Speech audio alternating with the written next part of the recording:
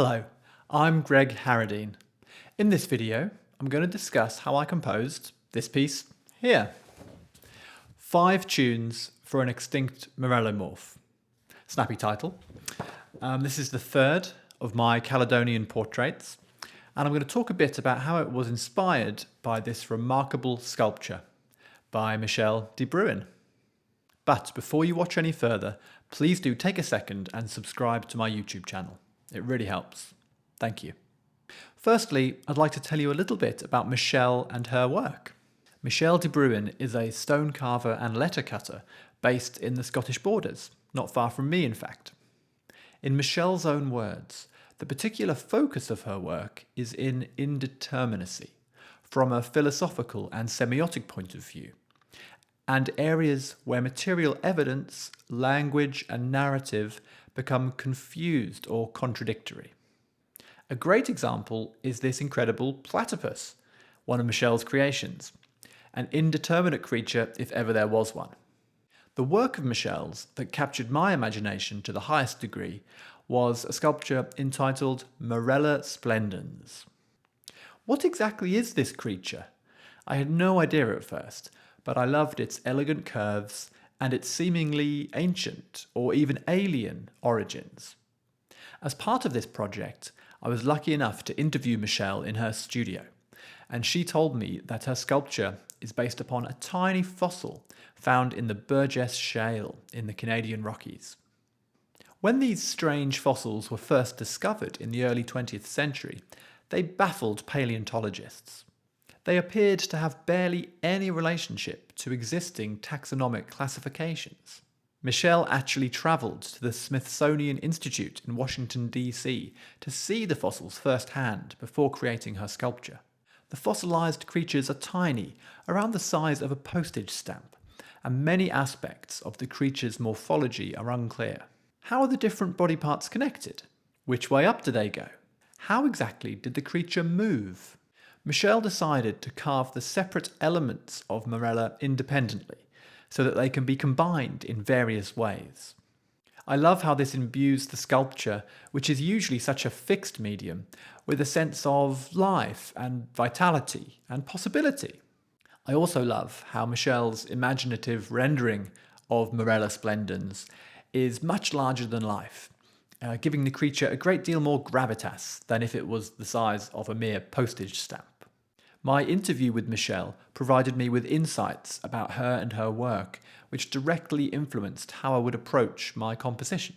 Indeed, my main structural idea was borrowed straight from Michelle and from Marrella. I decided to create 5 distinct sections that could be combined in any order the performer wished, just like Marella's fragmented design. Let's go through the 5 sections in turn.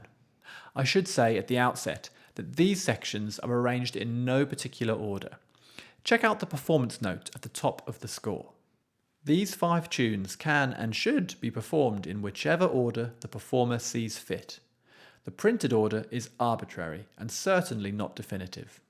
In section 1, I tried to mimic the sound of Michelle working on Marrella in her workshop. I recorded the sound of Michelle's chisel technique, and it often had this rhythm of 3. 1, 2, 3, 1, 2, 3. And this came directly into the left hand of the opening of section 1.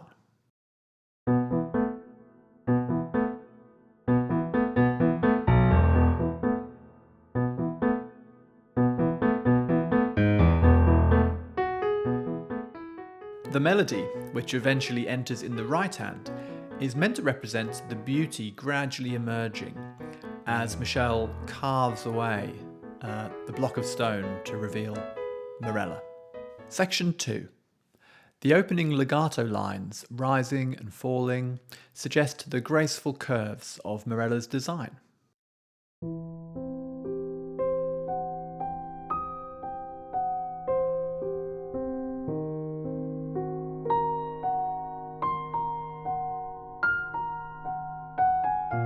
My choice of notes in this rising and falling pattern, the mixture of an E natural with an E flat, a major and minor third, denote the strange otherworldliness of this unique creature. In fact, what key are we even in? After a while, it does settle more or less into the key of B flat minor, as per the key signature. But a first-time listener may hear the first 4 notes and assume we're actually in the key of C. Section 3 tries to capture something of the potential personality of Marrella Splendens, the creature. What must it be like to be a tiny Marrellomorph arthropod living around 500 million years ago? Perhaps that's a pointless question. We'll never know. See Thomas Nagel's brilliant paper, What is it like to be a bat? But still, we can use our creative faculties to imagine. Michelle told me in our interview that there are so many unknowns about Marrella that her imagination had to keep jumping in and filling in the gaps. That, I think, is often where true insight and beauty can reside, in the liminal zone between what we already know and the realms of pure conjecture.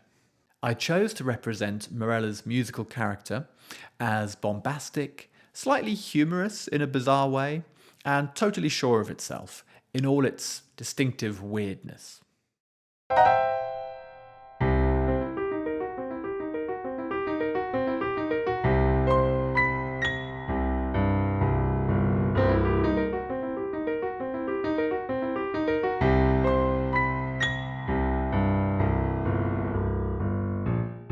Like in section 2, I combined chords that aren't often used together in tonal harmony, such as C major and E flat minor.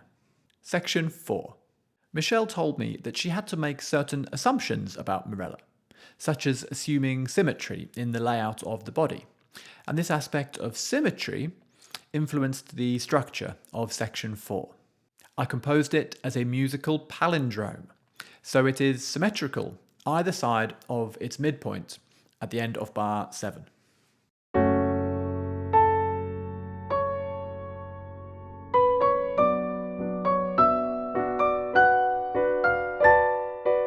This idea was harder to realise than I imagined it would be. I also disliked how I didn't feel in control of the second half, since it was emerging almost without my consent from whatever I composed in the first half. Many composers have composed musical palindromes before me, of course. Bach, Haydn, and Schoenberg, to name a few. But until now, I'd never given this particular musical challenge a go. I would definitely call this type 2 fun. I'm glad I did it, but I can't say that I enjoyed it at the time. The final section, 5, imagines the creature moving about its natural environment, going about its business. It would, perhaps, swim around using a backstroke motion, but scientists aren't entirely sure. This section gives a deliberate nod to the piano music of a certain French composer, Erik Satie, who, by all accounts, was a rather eccentric fellow, and I can't help but feel he would have some affinity with Marrella Splendens.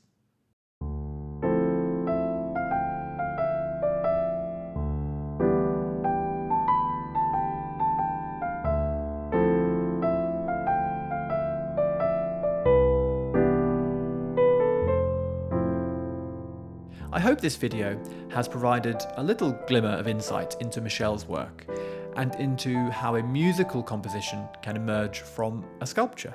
If you're a pianist, I would love for you to perform my 5 tunes for an Extinct Marrellomorph.